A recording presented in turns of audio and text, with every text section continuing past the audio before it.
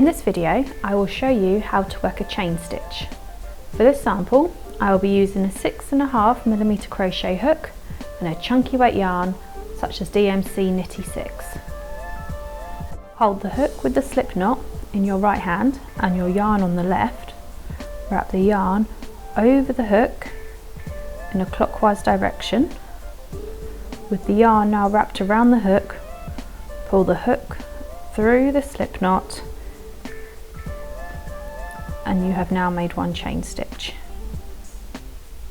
So we'll wrap around as we did before, catching the yarn and pulling through the stitch. Wrap around and pull through the stitch.